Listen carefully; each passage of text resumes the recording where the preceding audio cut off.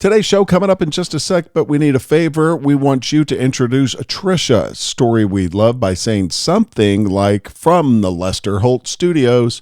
Here's Trisha Delicia. Do it by tapping the talkback button on the iHeartRadio app. That is that red microphone in the top right-hand corner. You guys can figure it out. You're smart. Just tap the button. It's pretty easy. All right, here's today's show. Trisha, we kind of experienced this ourselves recently. Trisha is a watermelon lover. Oh, it's my favorite fruit in the whole world.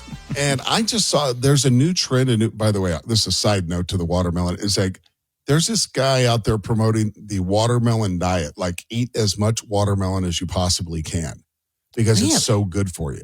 Because of I think it's lycopene. Yes. Yeah, I'm telling you, I know a lot about watermelon. But the thing about bragger, God, what a show off. Yeah, no kidding. I mean, I'm not trying to make y'all feel bad. I'm just saying, I know. Jeez, wow. You have a sticker that says, ask me about watermelon on the back of your car? But a t-shirt. My t-shirt says that. Jeez. But watermelon's one of those foods, and we just experienced, it can go from delicious to disgusting in a second. Yes. Like, you don't eat it at the right time. It is, and the watermelon that is in our refrigerator right now needs to be thrown away.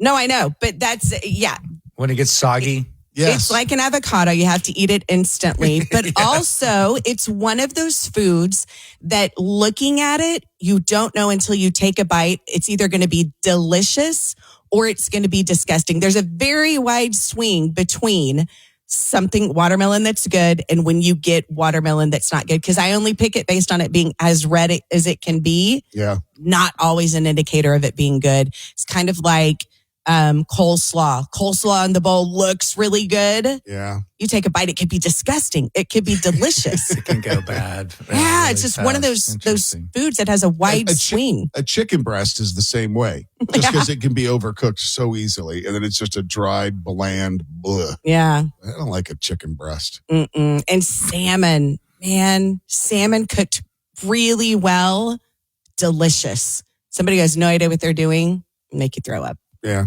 kind of gross. What about, I'm just thinking of other foods that's just a wild swing between delicious and disgusting. Eggs. Scrambled eggs. Yep, scrambled eggs. There's a moment when you're cooking scrambled eggs that you could have gone too far. Yeah. And they're just ruined. They're just gross. My wife, who can't cook to save her life, I don't know where she learned it, but she taught me a little scrambled egg hack, and that's to add a little cottage cheese.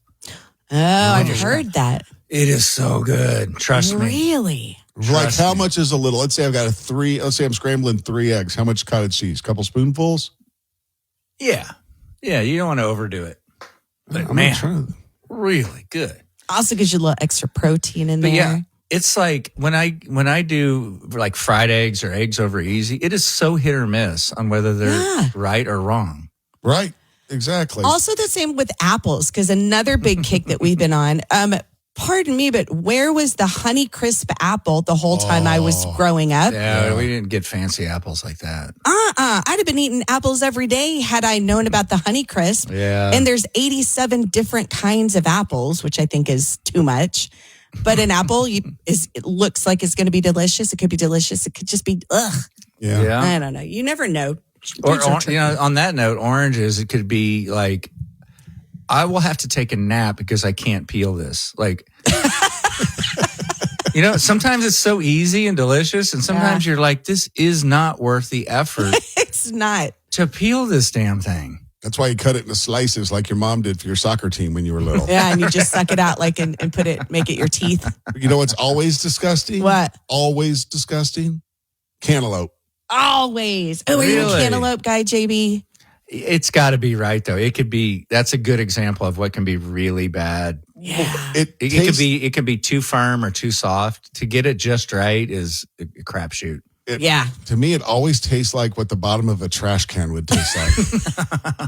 So weird. It's such a weird description. It's just, ugh. Isn't it weird how, like, some people there's someone listening right now that just loves cantaloupe. Mm-hmm. And here I am. I would rather eat my finger than eat a slice of cantaloupe. How big swings in people, what they like and what they don't like. Other things, can you think of any more that there's such a big gap between being really good or really, really bad? I don't know. Then you have those ones that even when they're bad, they're good, like pizza or nachos. Yeah. You know what I mean? How long will you let a pizza sit in your fridge, JB, before you toss it out? Good question. Days. 3 days at least. Yeah. At least. Why do I think it won't? I feel like pizza doesn't go bad for some reason. And cold pizza straight out of the fridge for breakfast. Yep. Is amazing. When the pizza starts to curl a little bit, you know what I'm talking about? Right. Yeah. It's no longer flat. It's when I'm like, Perfect. even and I'll eat most anything. Yeah, I don't really pay much attention to Sandy doesn't expiration think date. expiration dates exist. He doesn't think any food goes bad ever. No. Oh, no. Yeah. Have you not read about leftover rice? Rice is the worst. The worst. Yeah. And Tell me. I used to keep a lot of like Asian food, Thai food, whatever, and leftovers. You don't want to eat rice the next day. Period. Why? There's something about they have laws about it in like Japan. Like Laws. yeah, leftover rice is like one of the most.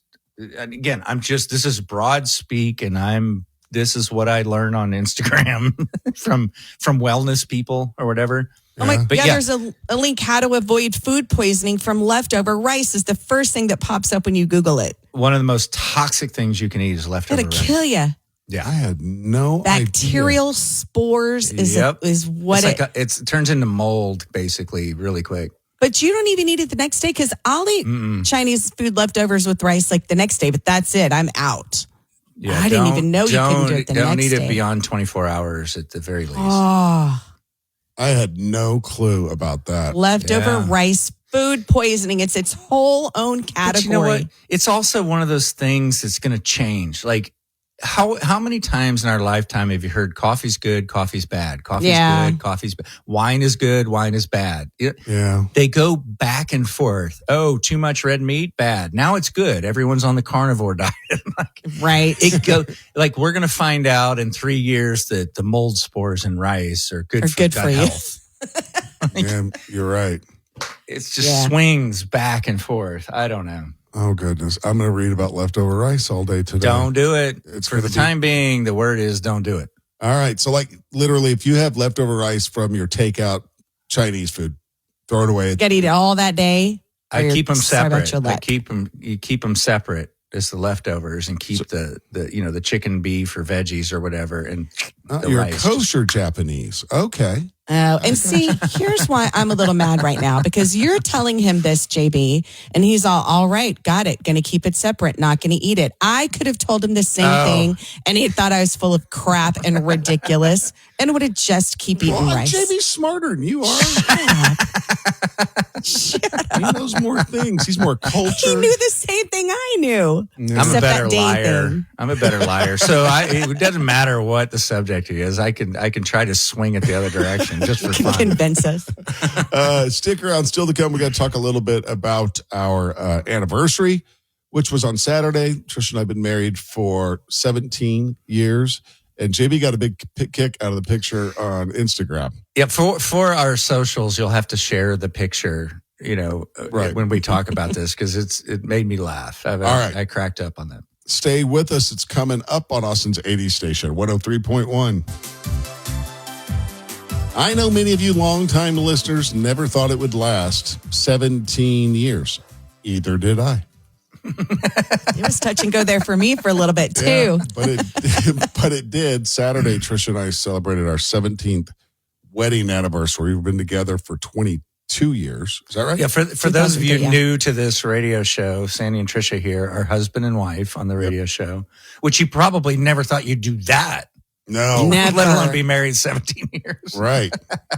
I can't believe you let me in to do this with you because you were always this is what I do and that's what you do. You remember, like probably 20 years ago or so, 20 plus years ago, if you and I were like, oh, it's a husband and wife radio show, we'd have gone, Well, you know what though? When I tell people that Trisha, my wife, works on the radio with me, I always follow it up with, but it's not one of those married in the morning. It's not one of those. That's not. You know what I mean? It's not that cheesy thing. No, you guys take more of the approach of where you're going with this is I can't believe we're still together. Right. How are we still married? Yeah. It's, I really don't know, but we celebrated number 17 on Saturday, and we went out to our favorite restaurant that we went to a lot when we were dating, although it's in a different location now, and had sushi at Musashino, which is now at 29th and San Gabriel. Best God bless you, Uchiko, and all the other newer places. Musashino is the motherland. Yeah, it is. It's the Mecca, and Smokey is the OG sushi chef in Austin. Most of those guys learned from him. Yep. Right? A lot of them did. And so we had a good time. And then, of course, you've got to post something on social media when it's your anniversary or someone's birthday or anything like that. Otherwise, it looks like you don't care. Yeah. And if you wait too long to do it, then you get in trouble for that. So I've just posted a classic of us on there. Okay, that picture, it popped up in my feed. I laughed out loud. I honestly did. It looks like it's switching it to black and white was brilliant. It looks like it may have been your grandparents in 1972. Yeah, right about there. Just sitting on the divan, chilling. Mm-hmm. And, Trisha's feet are front and center, like her bare feet. It's just, you both look kind of sad. My eyes are closed because at some point you can never have your eyes open in a photo again when you get old. It's a very funny photo. It looks like an old couple that's been together for 50 years and they're just tired of each other. Not touching next to each other, not smiling. My eyes are closed. Print that. It can't cost much. Go online and print that as a poster. If you want to see it, check out our Instagram at JB Sandy ATX, also on Facebook, the JB and Sandy Morning Show. But that picture was just, our daughter took that picture. She turned around, she goes, "Hey," and she took the picture. And when I saw it, that's what I immediately thought. I originally thought, well, we just found the photo for our 50th wedding anniversary. Right. And this is it. It's like I don't remember photos or moments of my grandparents sitting together, like just enjoy. Right. You know what I mean? It was always something odd. And this reminded me of that 100%. I'm like, there's my grandparents. They were just kind of living. That's the photo that will stand the test of time, too. Not the good ones that we have. No, not the ones that I might rarely actually look good in a photo or we're smiling. Right. None of those. But that one's the one that'll show up, at the church on the billboard when we're dead. You know what I mean? Couple, like something happens to us. Austin couple. Yeah, it'll be in the bulletin at church. Oh, yeah. It's like when you look at the obituaries and you're like, really? That's the best photo you could find of old Bill, right? Yeah. Like, really? Yeah, I know what you mean. It's almost like you should plan ahead. You do your will and stuff, but go ahead and sort out the photos that you want. Right. Out there as I'll well. tell you right now that I want not my current driver's license photo, but my previous driver's license photo. If I ever go missing, use that one to find me. Put that one in my obituary. That's the best photo I've ever taken in my entire life. And you were sad when you had to get a new one. I was sad when I had to get a new one. She wore the one. same dress. She wore the same dress 10 years later. Yeah, I have the same dress. I thought That's it was funny. clever. Very funny. So, hey, we've survived 17 years. In 3 years, we will have the state of the marriage addressed. We'll be like, you want to? That was something you pre-planned, right? Yeah. Right. Yeah. That's when we check in on their 20th and we're like, you fine with this? Do you want to keep doing it? Should we call it quits? And in fact, when I was getting dressed to go out to dinner Saturday night, our daughter was in her room and she's like, "You guys going to talk about getting divorced tonight?" And I go, "No, that's not for 3 more years." She's like, yeah. What a funny thing to have hanging over your daughter's shoulders. Like, my parents might split up any moment, but they're fine now.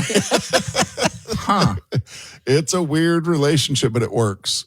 It works, for us. Speaking of our daughter, I want to give a shout out to her junior ROTC unit at her high school. They had their end of year award ceremony last week, JB. It's just such a great bunch of kids, that they work hard and they do a lot of good stuff. And they had their end of year ceremony, and it was kind of sad. Our daughter has made friends with a lot of kids that are graduating this year. Like and moving 90% on. of her crew are graduating seniors. and to, She's a mess. and to see them kind of moving on to the next steps, and you kind of get close to them as you get to know them a Yeah. little bit, being around them. So, but congratulations to all those kids. It was a cool year for them, and they finished third in the state, which is good. But if she follows the same path of where they've gone on, she'll have some contacts, you know? Exactly. Absolutely. I'll tell you real quick. It was kind of funny. They hand out several awards, and this is not an everybody gets a trophy system here. You know what I mean? That's the ROTC doesn't play like that. You don't get an award. You don't get an award. And one of them, they were describing the award. It goes to the cadet of high moral character.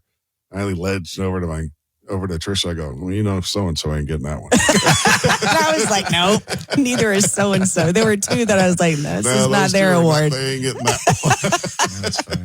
If you haven't tapped the like and subscribe button, do that now. That way you know every time we put out a new episode. Thanks for listening.